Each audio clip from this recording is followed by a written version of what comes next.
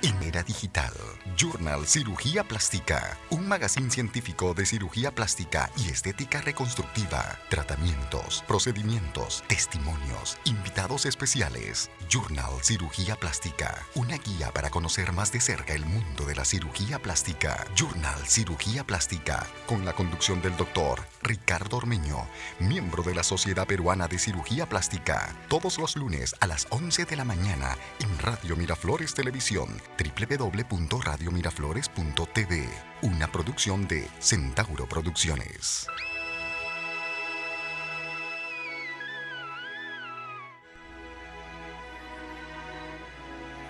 Hola amigos, buenos días, Feliz lunes. Estamos nuevamente aquí muy felices, contentos en nuestro tercer programa del Journal Cirugía Plástica. Hoy tenemos un tema muy importante y que sabemos que es realmente de interés de todo el público y realmente nos preocupa también, nos interesa y nos preocupa a la vez, que son las sustancias de relleno.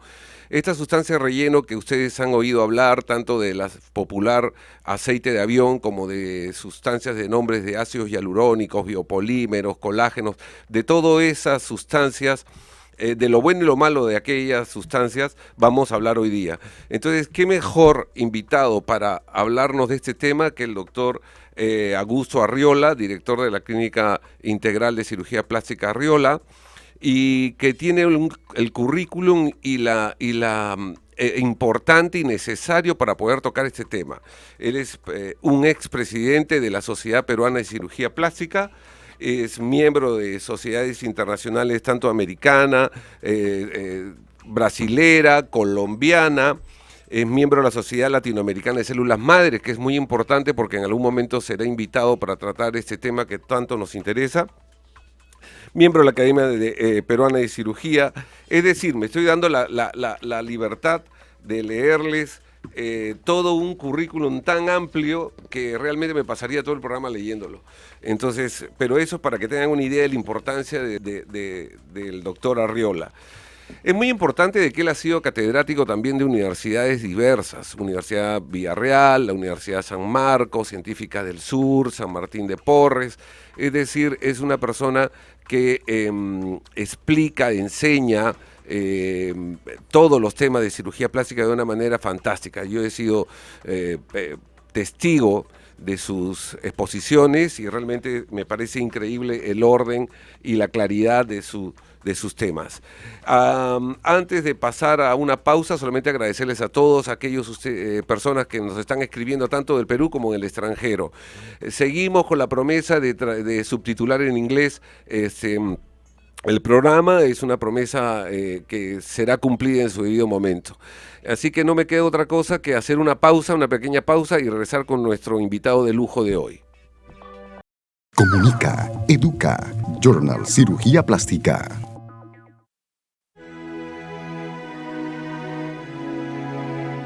En la era digital, Journal Cirugía Plástica, un magazine científico de cirugía plástica y estética reconstructiva, tratamientos, procedimientos, testimonios, invitados especiales. Journal Cirugía Plástica, una guía para conocer más de cerca el mundo de la cirugía plástica. Journal Cirugía Plástica, con la conducción del doctor Ricardo Ormeño, miembro de la Sociedad Peruana de Cirugía Plástica, todos los lunes a las 11 de la mañana en Radio Miraflores Televisión, www.radiomiraflores.tv, una producción de Centauro Producciones.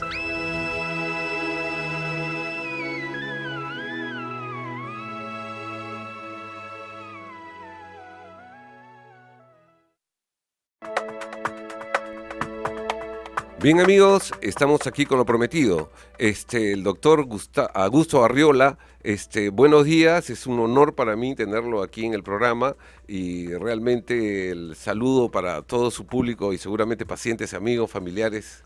Ricardo, es un placer estar aquí esta mañana contigo para compartir un tema tan importante que afecta a la colectividad en general.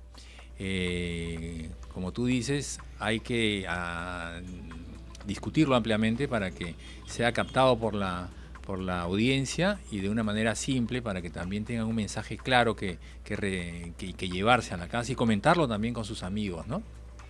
Así es, yo creo que, doctor, estamos ante un a un tema que es amplio y que va a tener que ser repetitivo en otras ocasiones, pero en este programa por lo menos que el oyente, ¿no? Pueda tener un concepto un poco más claro.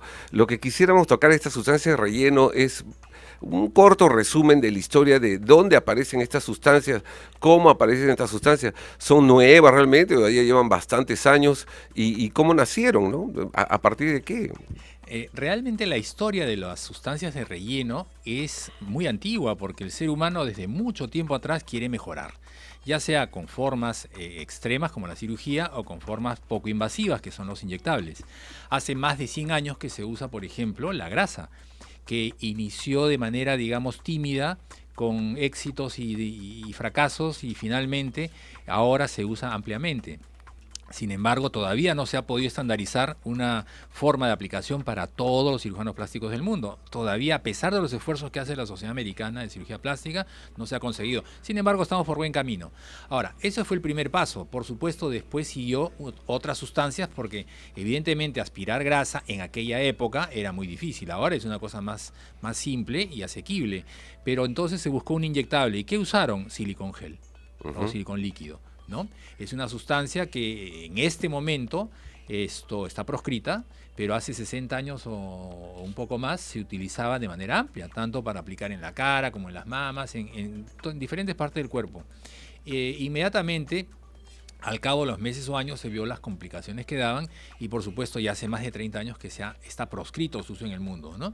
No vamos a hablar de detalles porque no queremos confundir a la audiencia, pero posteriormente aparecieron otras sustancias, como por ejemplo el colágeno, ¿no? Que más o menos tiene unos 30 años en el mercado. Empezó con un colágeno de origen bovino, de las reses, ¿ya? Pero tuvo pequeños problemas, como que era, por ejemplo, que daba muchas reacciones alérgicas, no duraba mucho, entonces tuvo una aparición fugaz, ¿no?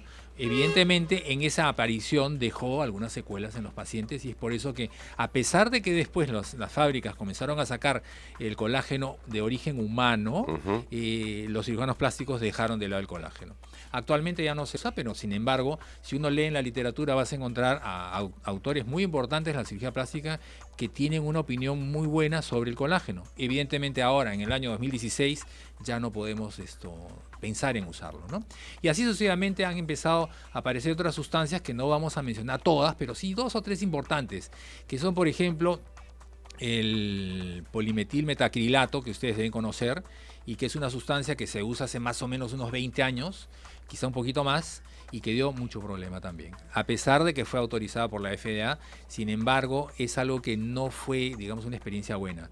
Ha ido mejorando este polimetilmetacrilato, que se conoce en el comercio como Artecol, pero actualmente está en una tercera generación, que es la que sí la FDA ha autorizado nuevamente a partir de 2006, ¿no?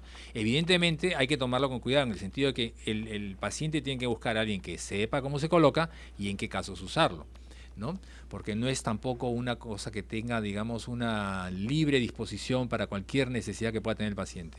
Doctor, una pregunta Sí. antes de ese momento. En el caso del metacrilato, por ejemplo, la FDA lo aprueba, pero de alguna manera a veces hay un poco de confusión. O sea, lo aprueba porque es usado también en traumatología, en odontología, ¿no? Entonces la FDA lo aprueba.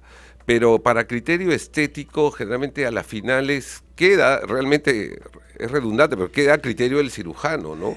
Porque es una sustancia absorbible o reabsorbible, porque las personas, los pacientes siempre preguntan y quieren algo definitivo. Yo quiero pagar poco y por algo definitivo, ¿no? Eso es lo que generalmente sucede.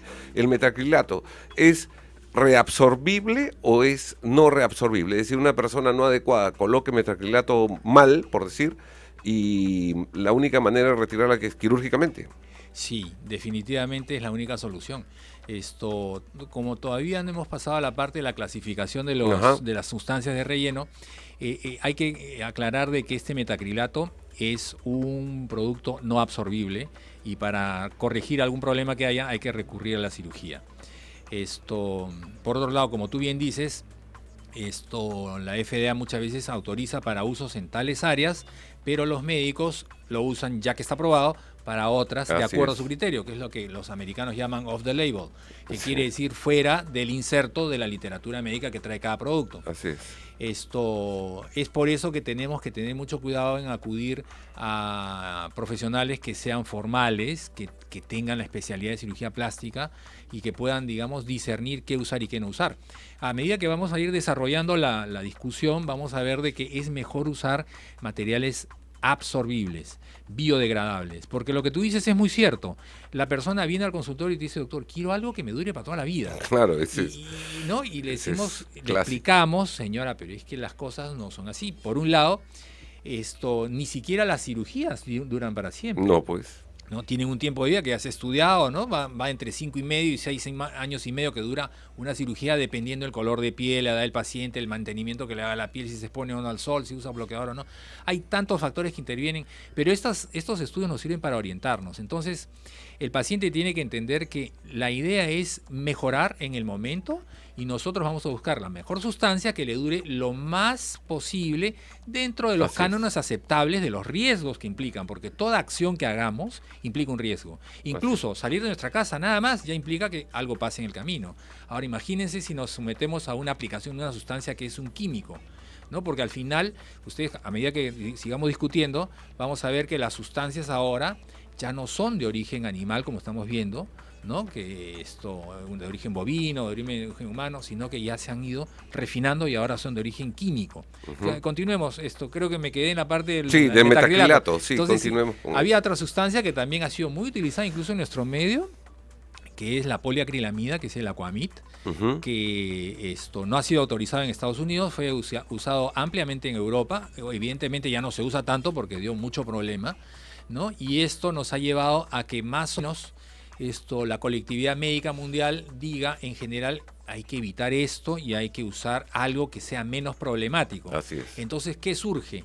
El ácido hialurónico, ¿no? Que aparentemente, de acuerdo a la historia, empieza su aprobación en el año 2003, 2004, en Estados Unidos, en Canadá un poco antes, en Europa también un poco antes. ¿Y qué es el ácido hialurónico? Es una sustancia que, digamos, en términos simples, deriva del azúcar, pero que era extraído en aquella época de la cresta del gallo, ¿no?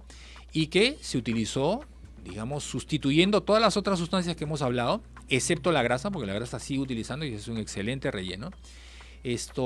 Pero también comenzó a dar, digamos, uno que otro problema, menos que los anteriores, pero sí daban reacciones alérgicas, reacciones de cuerpo extraño a largo plazo. Entonces, progresivamente, 2 años, los laboratorios empiezan a producir ácido hialurónico, pero ya por biosíntesis. En el sentido que, de acuerdo a una fermentación bacteriana, consiguen el ácido hialurónico, pero ya sin los alergenos que traía el ácido hialurónico original que venía de la cresta del gallo, que era un material biológico útil, ¿no? Y que no se desperdiciaba. Entonces, ahora que tenemos el ácido hialurónico en nuestro medio, y así estamos actuando, porque a partir de la aparición en el año 2003-2004, cada vez se conoce más, ha ido refinando, que poco a poco iremos desarrollando esos puntos, Ricardo. Sí, creo que vamos a hacer una pequeña pausa y vamos a retomar el tema antes de desarrollar el ácido hialurónico y los modernos ácidos hialurónicos que existen, para que las personas aprendan un poco también acerca de este bendito aceite de avión, antes de retomar el ácido hialurónico, no sé si le parece bien. Sí. Entonces, amigos, regresamos en unos segundos. Journal Cirugía Plástica con el doctor Ricardo Ormeño, miembro de la Sociedad Peruana de Cirugía Plástica.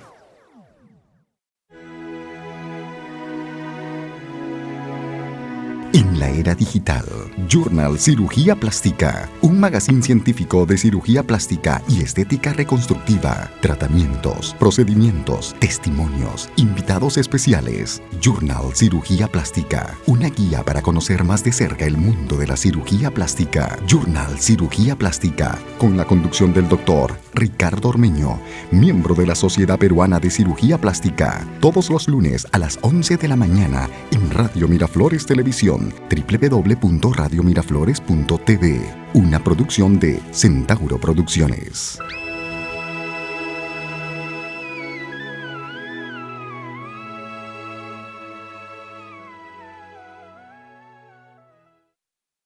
Bien, amigos, estamos de vuelta aquí y como comentábamos, fuera de cámaras, el aceite de avión que se puso de moda, pero una mala moda, lastimosamente, es una silicona líquida que migra, que traía una serie de problemas, etcétera, etcétera, etcétera. Entonces el público el que utiliza este tipo de sustancias le ha ido cambiando de nombre de acuerdo a la moda, ¿no? Entonces ya te voy a inyectar biopolímeros y te voy a aumentar los glúteos, últimamente lo que está de moda ahora, y no se dejen engañar con esto, voy a aumentarte los glúteos con el ácido hialurónico. Entonces vamos a continuar un poco con el tema del ácido hialurónico, cómo ha ido evolucionando y cómo hay mucha gente que lamentablemente está siendo estafada porque le dicen que van a aumentarle los glúteos con ácido hialurónico y cuando sigue siendo el bendito aceite de avión o la silicona líquida supuestamente mezclada con ácido hialurónico, pero después vamos a hablar en un momento hasta de los costos para que tengan una idea clara de por qué es que estamos seguros que los engañan. Doctor, entonces continuamos con el ácido hialurónico. ¿Cómo evolucionó? Porque cada vez se pone más interesante el ácido hialurónico. Pues sí, lo que pasa es que al inicio de la historia que estamos contando, salía, digamos, el ácido hialurónico con una sola, espesor o viscosidad. Claro. ¿No? A medida que fuimos viendo las necesidades, fueron sacando más variedades de ácido hialurónico. Entonces, para hacer la cosa más concreta, pasamos a tener un ácido hialurónico fino para los surcos o líneas de expresión delgadas. Luego tenemos un intermedio y uno grueso. El grueso es para el surco nasogeniano profundo, por ejemplo. Y a medida que pasan los años, ya la tecnología química también va mejorando y entonces aparece un híbrido, que es un ácido hialurónico monofásico, que es la forma, digamos, química moderna, que tiene del denso y del menos denso. O sea, tiene parte bien viscosa y parte menos viscosa. De tal manera que nos permite inyectar una cantidad que va a ganar volumen y a la vez nos permite modelarlo una vez que está dentro, ¿no? Entonces se ha ido, digamos, mejorando toda la variedad que tenemos a disposición del ácido hialurónico para usarlo de acuerdo al paciente. Y el que decide qué productos inyecta es el médico, y es por eso que al comienzo recomendábamos que el paciente tiene que buscar un colega que sea formado en cirugía plástica y que tenga un buen criterio. Y una cosa importante, doctor, o sea, ¿quién debe inyectar? La vez pasada en el programa quedamos concretos en que lastimosamente así tengamos muchas amigas esteticistas, comiatras, todo, pero lamentablemente la persona que puede inyectar esto es un médico. O sea, puede cirujano plástico, de repente un médico esteticista que están de moda, pero el tema del ácido hialurónico, hoy por hoy, estamos hablando de moldear, estamos hablando de ácidos hialurónicos tan densos que van sobre el hueso inclusive. Sí. Ahora, hay que hacer una pequeña aclaración. Generalmente los médicos inyectamos ácido hialurónico. ¿Por qué? Porque conocemos la anatomía y sabemos la técnica de cómo inyectarlo. Y por otro lado, es un producto que es bastante caro. No es un producto que sea económico.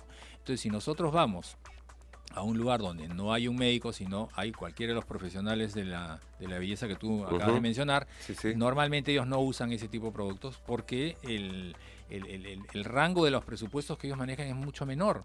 Entonces, definitivamente, para ese tipo de costos van a conseguir productos más simples, que son, por ejemplo, el silicón líquido, que lo compran por internet y viene, y etcétera, en frascos de 1 litro o de 1 galón. Y evidentemente el costo básico es mínimo.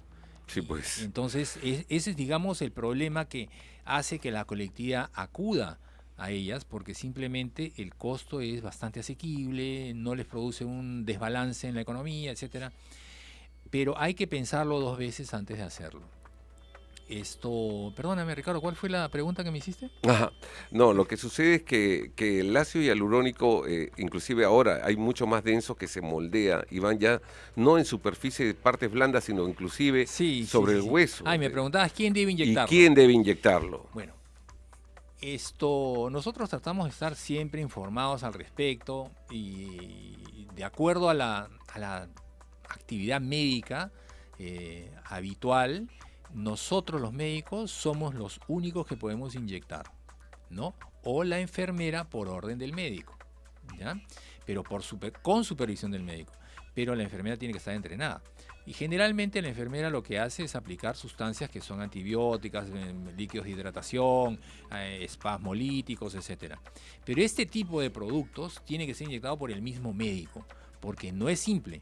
Además de lo que ya conversamos al inicio, en el que han habido muchísimas complicaciones, los productos que hay ahora, aun cuando decimos que son mucho más inocuos, no dejan de ser riesgosos, como cualquier cosa que se hace en cirugía plástica o cirugía en general. Porque muchas veces llega al consultorio un paciente que me dice, doctor, esta cirugía que me va a hacer es fácil, ¿no? Y yo le digo, de ninguna forma, porque no hay ninguna cirugía que sea fácil. Nosotros operamos una mama, un abdomen, y es tan serio y complicado como operar un útero, un cerebro o un pulmón. La diferencia está en que lo que nosotros hacemos todo se ve, mientras que a nadie le dicen, oye, qué bien te ha quedado la cicatriz del pulmón que te sacaron. No se ve la cicatriz. En cambio, todo lo que hacemos nosotros está a la vista. Entonces, regresando al punto de la conversación, ya sabemos, el que tiene que inyectarlo es el médico. E inclusive, no sé si te comenté esto, Ricardo, pero hay un proyecto de ley, en realidad hay 3 proyectos de ley en el Congreso, que todavía no se han aprobado, pero que algunos son ya muy extremistas, que en el sentido que tratan de eliminar todo tipo de opción al respecto de esto. Y hay uno que es bastante razonable, en el cual dice que, bueno, es el médico quien tiene que inyectarlo y él tiene que tener el criterio adecuado para saber cuál de las sustancias usar.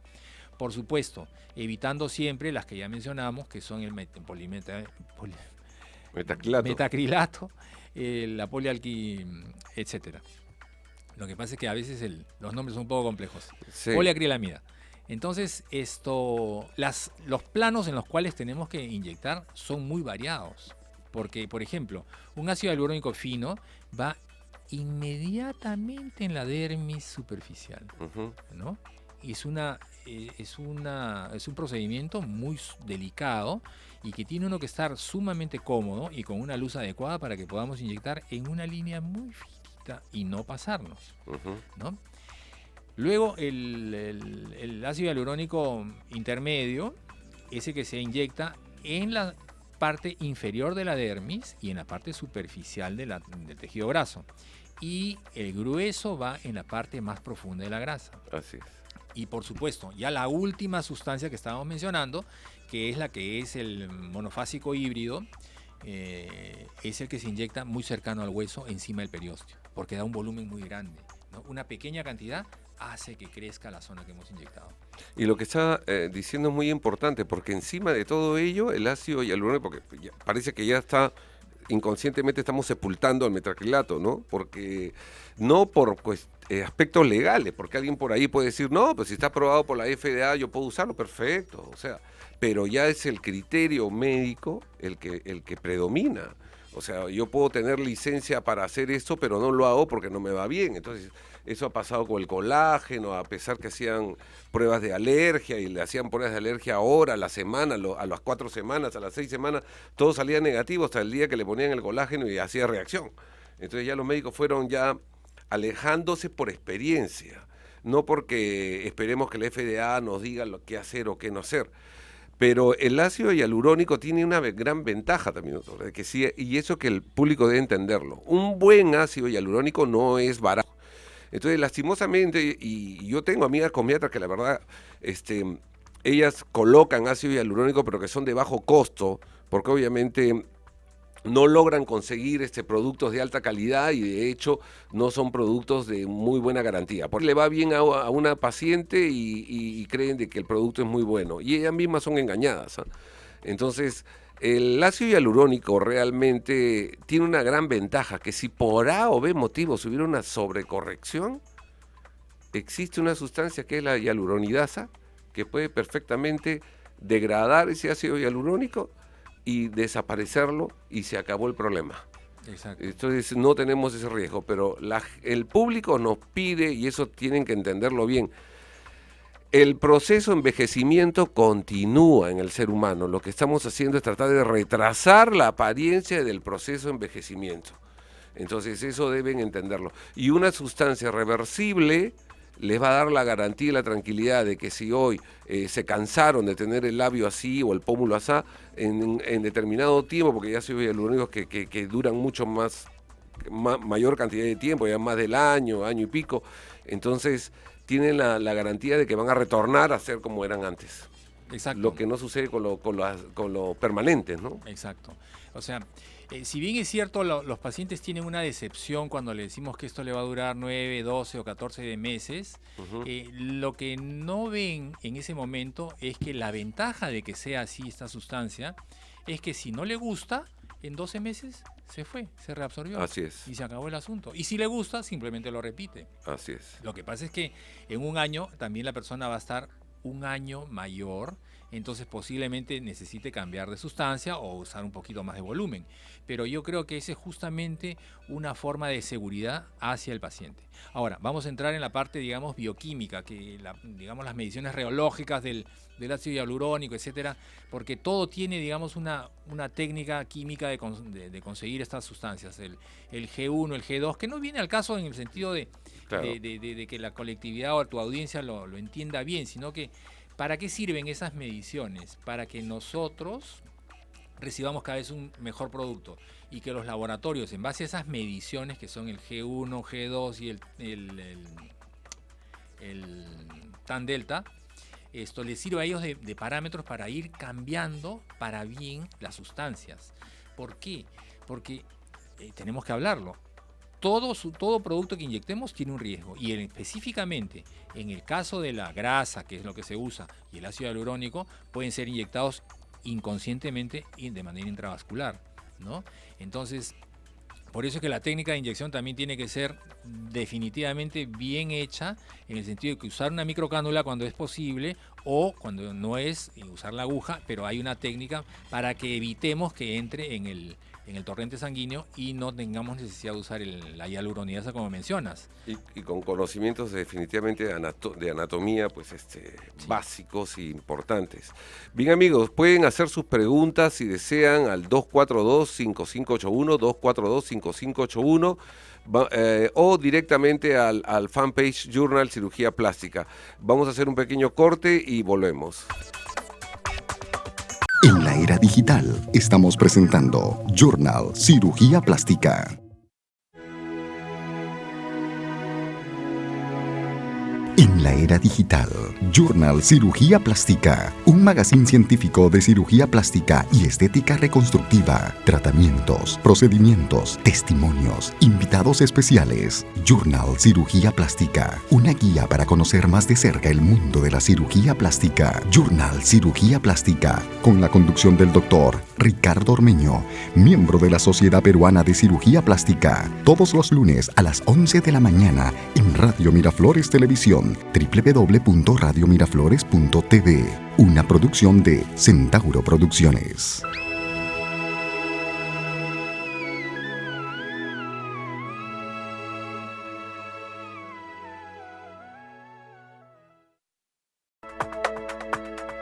Bien, amigos, estamos de vuelta aquí en el programa Journal Cirugía Plástica, y antes de continuar con el tema, quisiéramos aprovechar que el doctor Arriola nos conteste unas preguntas. Aquí, por ejemplo, Ana Martínez se comunica desde Chiclayo. Ella tiene 32 años y pregunta: ¿por qué hay problemas con las mujeres cuando queremos más glúteos? Por favor, oriéntenos. Ahí yo creo que el tema de la sustancia, nosotros los cirujanos plásticos, antes que responda la pregunta, nosotros los cirujanos plásticos, una vez conversaba con un cirujano plástico colombiano y decíamos, ¿por qué no hay una sustancia mágica que nos ayude a moldear el glúteo de manera fácil, ¿no?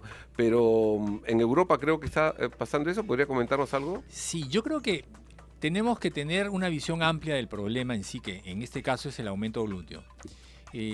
Hay procedimientos ya establecidos que producen este aumento, que son, por ejemplo, la colocación de una prótesis glútea de silicón, pero que muchas veces no anima mucho al paciente porque también tiene riesgos, y que en su momento se discutirá en tu programa, Ricardo. Así es.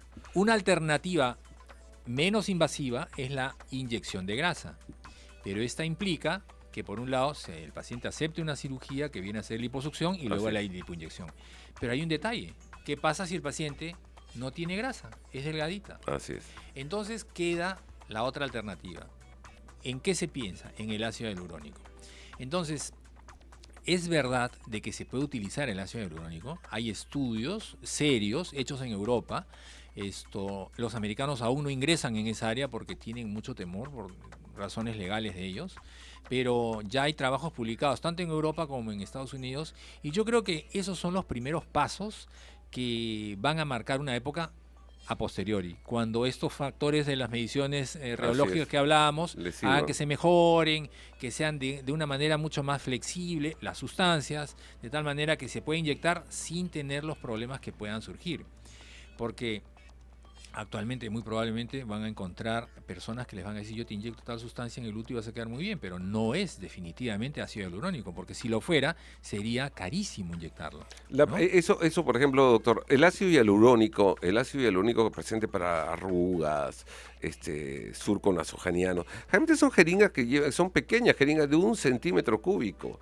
Para los glúteos que están usando en Europa, la presentación de cuántos centímetros cúbicos cada frasco. En realidad se usa, perdóname la interrupción, Ricardo, pero en realidad no se usa el mismo de la cara, es otro especial, claro, ¿no? Y que se llama Macrolane, ya, producido por una compañía sueca, etcétera, que tiene características un poco distintas, que se inyecta, digamos, también no una cantidad enorme, se inyecta un promedio entre 300 y 400 centímetros cúbicos. Y digamos que el costo es alto aún allá. ¿Y la presentación de cuántos centímetros? Fíjate que no he revisado ese punto, pero lo revisaremos. Debe ser jeringas de unos 10 centímetros más o menos. Más o menos, sí. Pero 10 centímetros cúbicos y necesitar 200, 300 centímetros cúbicos para aumentar un glúteo. Estamos hablando de un costo en Europa de aproximadamente ¿cuánto? Más o menos, de acuerdo a las informaciones que tengo, porque no son digamos 100% fidedignas, está en un promedio entre $15,000 y $20,000 aplicarse ácido hialurónico en los glúteos, ¿no? Claro, entonces estamos hablando de un precio alto. Entonces, amigos y amigas, que sé que las damas son las más ansiosas por tener un glúteo caribeño, esos costos de ácido hialurónico reales, si trasladáramos ese producto a Perú por más barato que puede hacer el procedimiento en Perú, no estaríamos hablando pues de menos de $10,000 inyectar ácido hialurónico. Entonces, cuando a ustedes le vendan la idea de que te voy a rellenar, aumentar el glúteo con ácido hialurónico, le están mintiendo. Lastimosamente tengo que decirlo crudamente porque es así. No pueden presentarle un frasco de 1 litro y decirle esto es ácido hialurónico, porque las presentaciones generalmente son de volúmenes muy, muy bajos y el costo de un ácido hialurónico realmente es caro.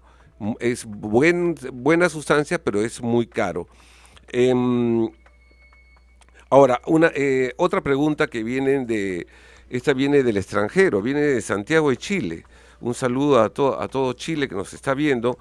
Úrsula Soto tiene 28 años y nos dice: ¿por qué hay una edad especial para ponerse un glúteo más prominente o puede ser a cualquier edad? Bueno, si habla en términos generales de aumento de glúteos, puede ser en cualquier momento de la vida. Puede ser una paciente femenina de 18 o 20 años como una paciente de 30 o 35 o una de 50 para ponerse prótesis de glúteos.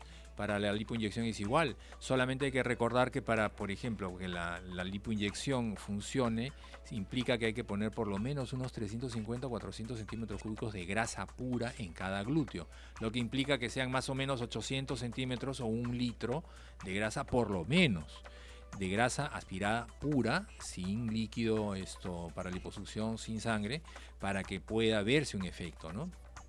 Entonces, en cualquier momento se puede hacer. Ahora, es importante que toquemos un punto acerca del ácido hialurónico en los glúteos. Como ya sabemos, es absorbible.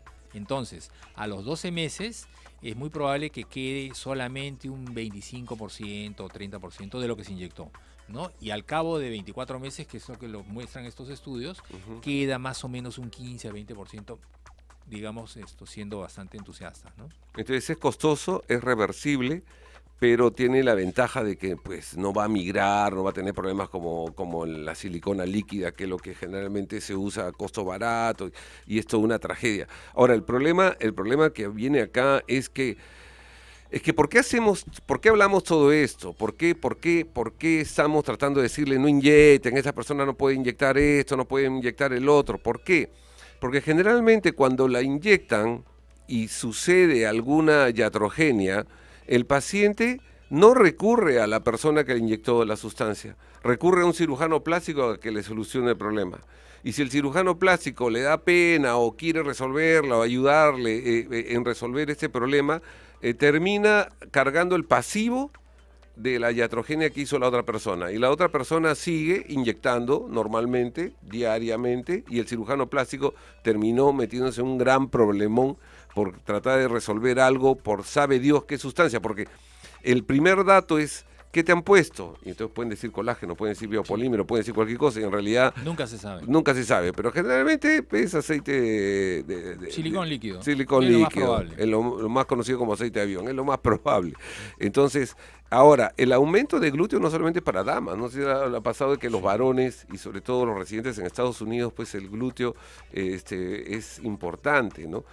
Pero acá hay una pregunta que, bueno, voy a cumplir con Rafael Ortiz, que nos llama de Surco, tiene 42 años.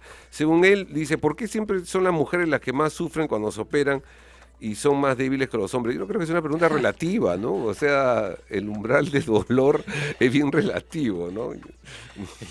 Voy a repetir un poquito la pregunta para... Que dice, que ¿por qué siempre son las mujeres las que más sufren cuando se operan? ¿Son más débiles que los hombres? Bueno, yo he visto casos al contrario, creo. Sí, yo creo que ahí tenemos que ser, digamos, lo más honestos posibles. Gracias por la pregunta porque es un punto importante. Pero a pesar de que el doctor Ormeño y yo somos hombres, creo que tenemos que reconocer que las mujeres son mucho más valientes que los hombres cuando enfrentan una situación quirúrgica. Definitivamente. Ahora, lo que sucede es que como el mayor volumen de pacientes es femenino, también hay mayores complicaciones en ellas.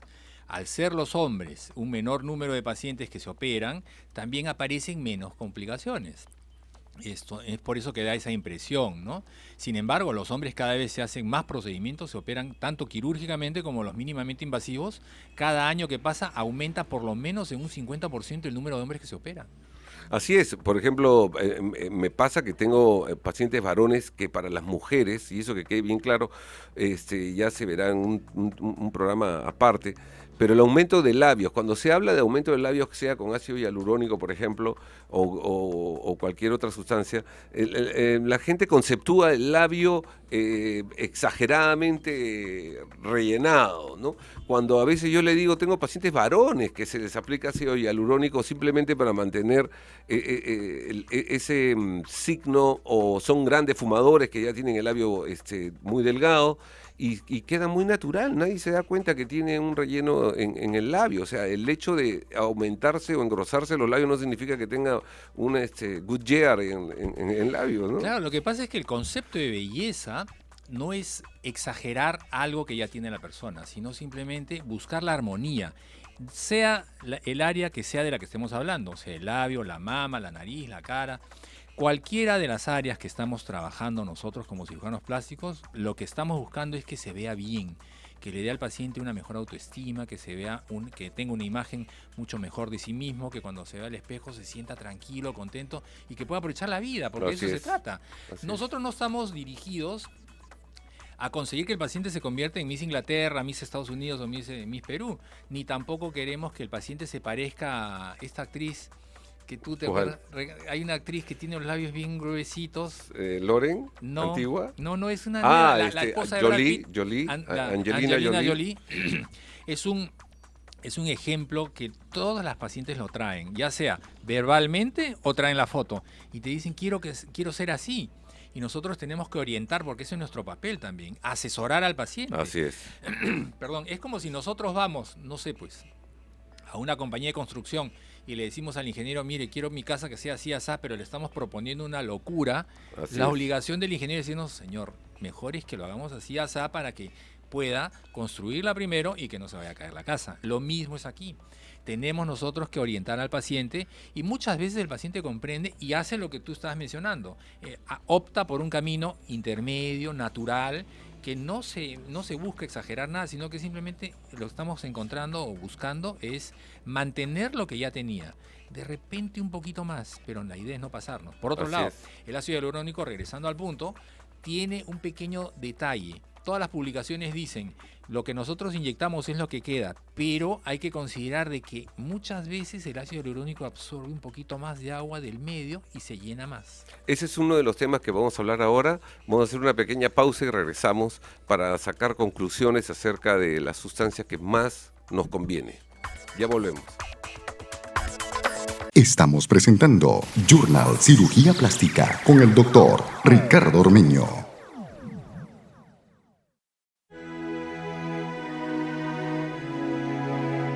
En la era digital, Journal Cirugía Plástica, un magazine científico de cirugía plástica y estética reconstructiva, tratamientos, procedimientos, testimonios, invitados especiales. Journal Cirugía Plástica, una guía para conocer más de cerca el mundo de la cirugía plástica. Journal Cirugía Plástica, con la conducción del doctor Ricardo Ormeño, miembro de la Sociedad Peruana de Cirugía Plástica, todos los lunes a las 11 de la mañana en Radio Miraflores Televisión, www.radiomiraflores.tv, una producción de Centauro Producciones.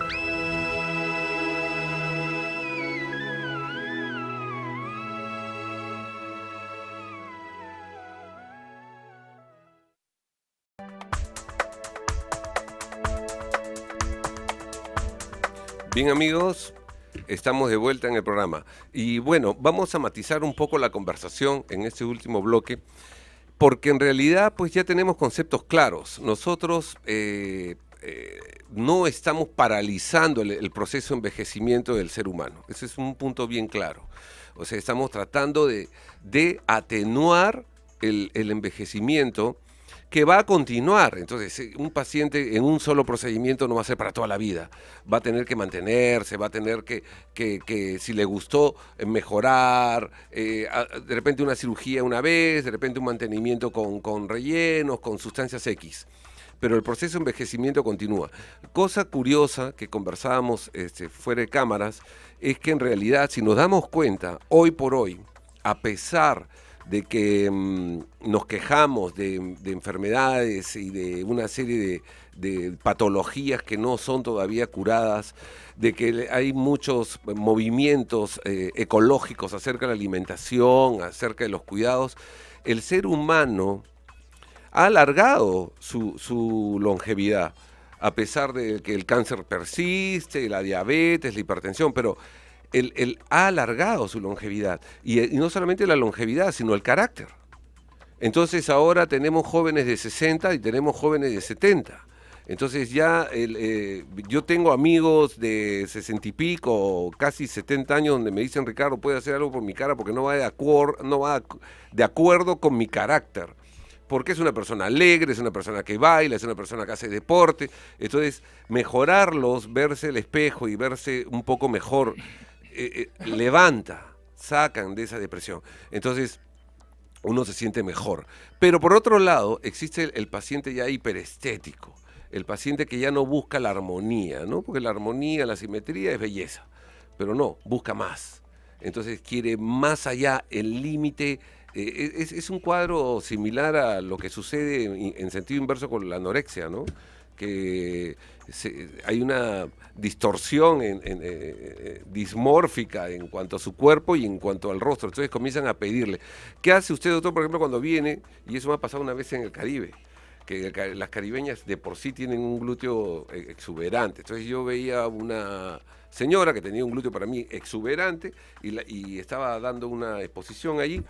Y viene y se acerca después y me dice, doctor, ¿sabe qué cosa? A mí me gustaría de que me aumente los glúteos y me ponga más. Entonces, definitivamente mi respuesta fue no, así me pagara $1 millón.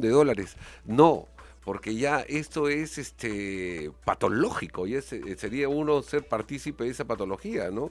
Claro, yo creo que ahí lo que tenemos que nosotros transmitirle a tu audiencia, Ricardo, es que el buen profesional, en este caso el buen cirujano plástico, está normado por la ética, ¿no? Entonces, lo primero para nosotros es la seguridad del paciente. Así es. No tanto el honorario que podemos cobrar por toda la cual cirugía. Claro.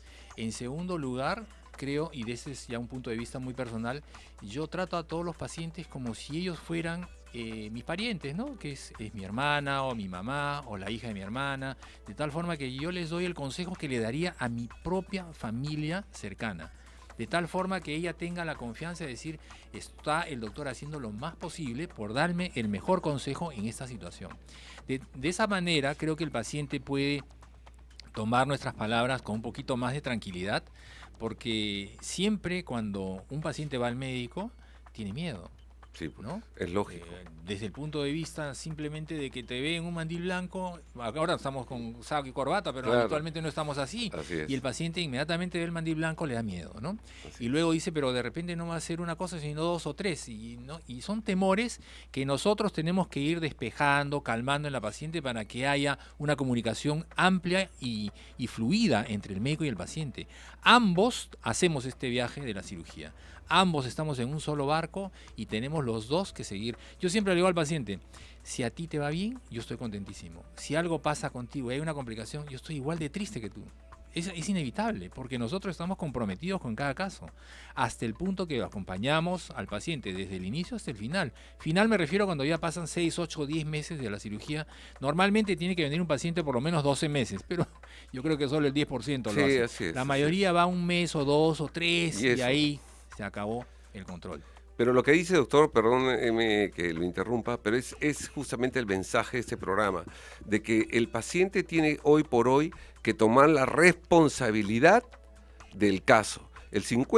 Vamos a hacerlo práctico, el 50% lo pone el cirujano plástico, el 50% lo pone el paciente. ¿Por qué? Porque lastimosamente muchos pacientes mienten. O niegan información. Con esto que está de moda la rinomodelación, por ejemplo, también a veces no son utilizadas las sustancias debidas y cuando uno entra, se ha hecho algo, no me he hecho nada. Y cuando uno entra,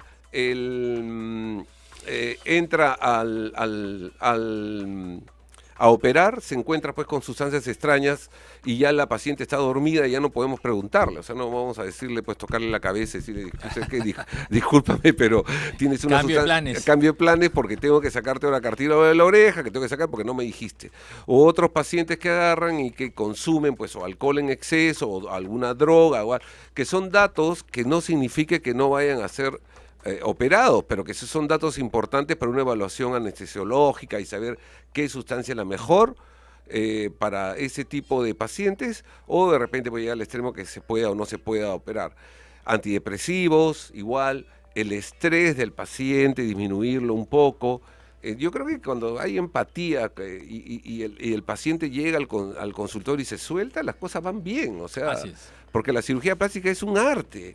Entonces, y como le digo, no puede estar uno con una escopeta en la cabeza para hacer arte. Yo tengo una teoría, Ricardo, y que en algún momento trataré de comprobarla, de que el paciente cuando está bien informado es un paciente que está tranquilo, calmado y va en buenas condiciones a la cirugía, y el postoperatorio también va muy bien. Perfecto. Cuando el paciente sigue esa secuencia que acabo de decir, todo marcha bien.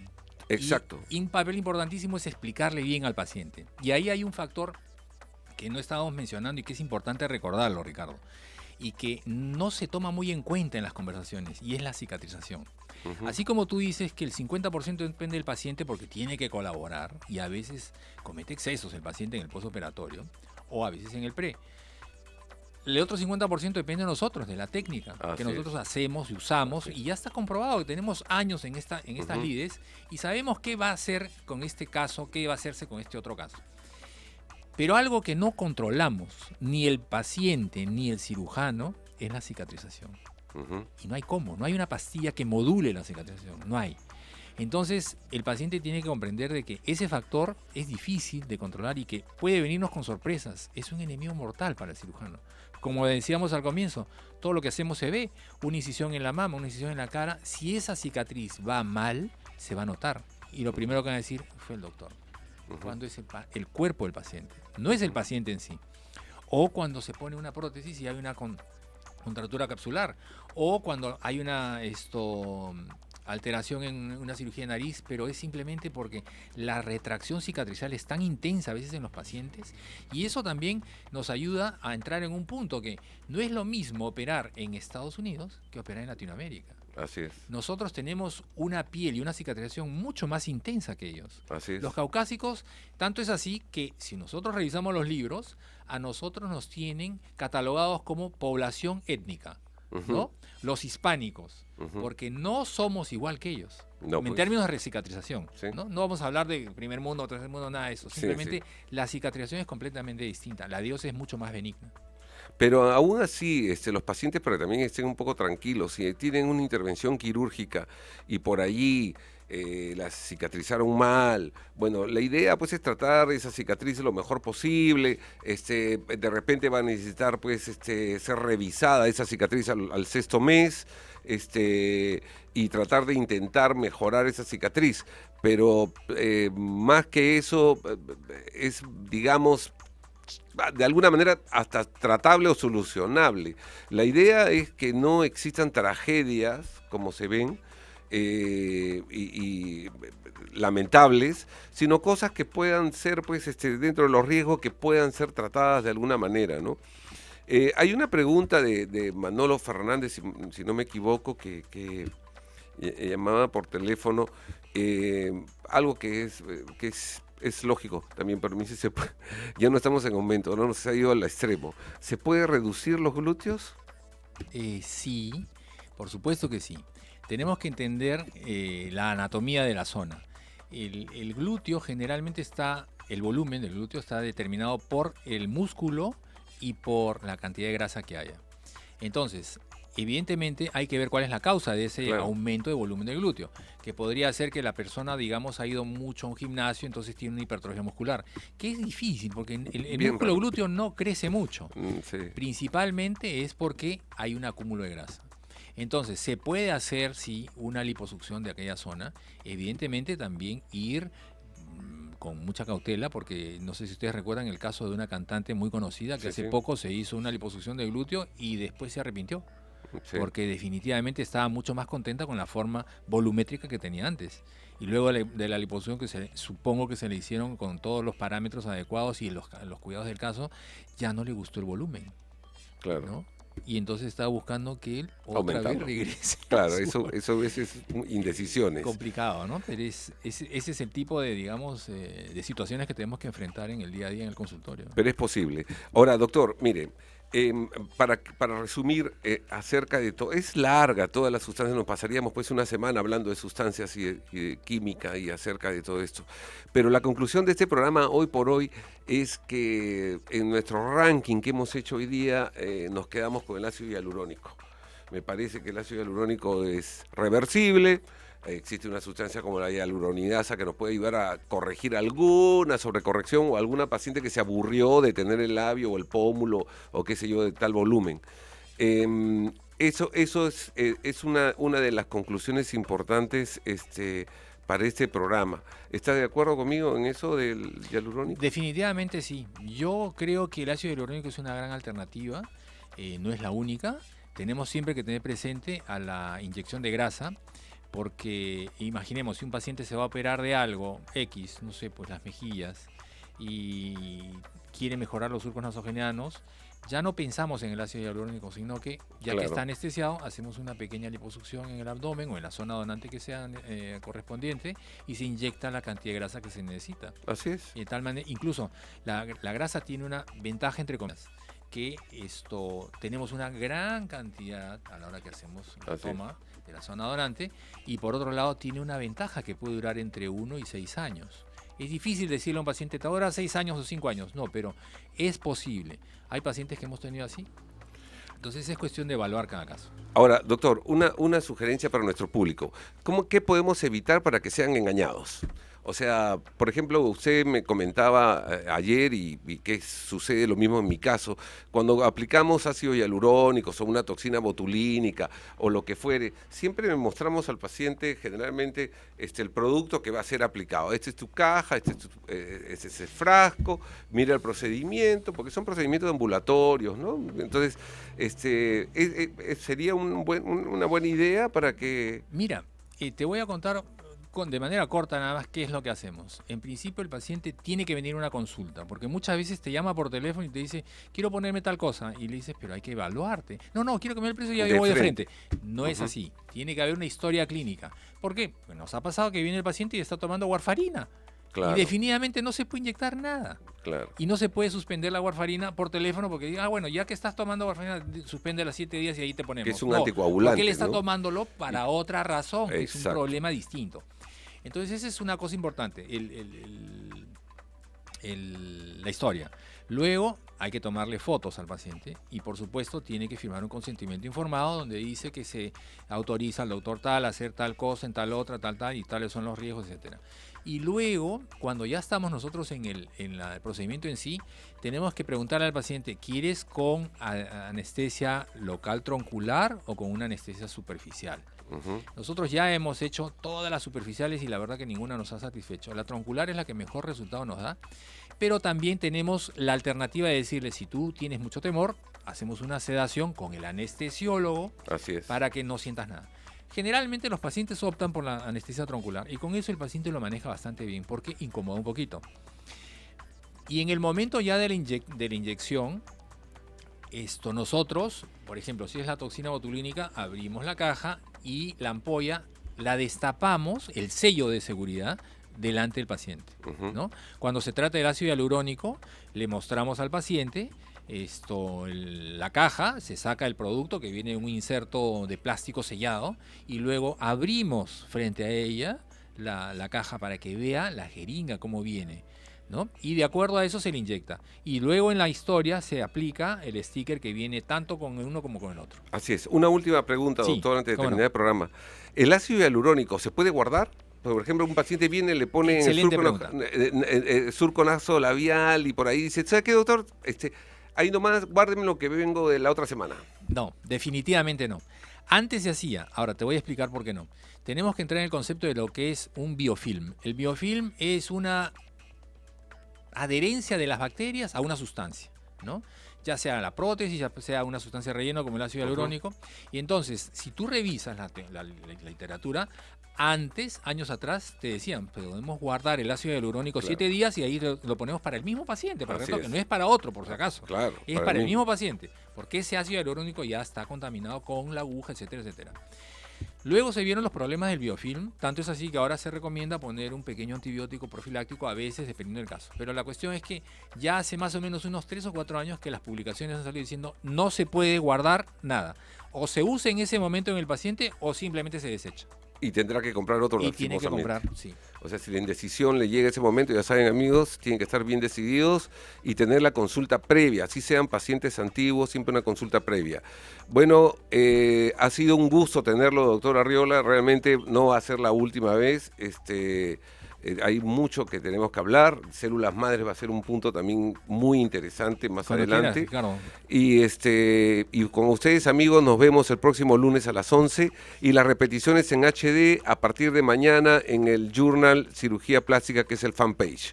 Hasta luego y gracias por su atención. Gracias, Ricardo. Gracias. Espero que tu audiencia haya quedado contenta. Gracias. Ha sido una conversación muy interesante. Gracias.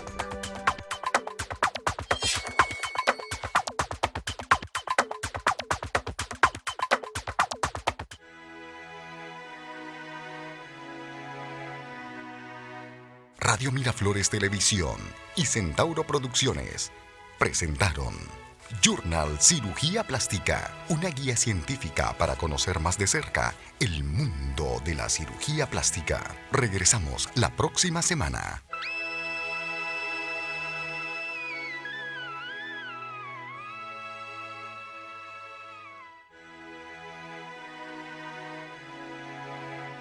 En la era digital, Journal Cirugía Plástica, un magazine científico de cirugía plástica y estética reconstructiva, tratamientos, procedimientos, testimonios, invitados especiales. Journal Cirugía Plástica, una guía para conocer más de cerca el mundo de la cirugía plástica. Journal Cirugía Plástica, con la conducción del doctor Ricardo Ormeño, miembro de la Sociedad Peruana de Cirugía Plástica, todos los lunes a las 11 de la mañana en Radio Miraflores Televisión, www.radiomiraflores.tv, una producción de Centauro Producciones.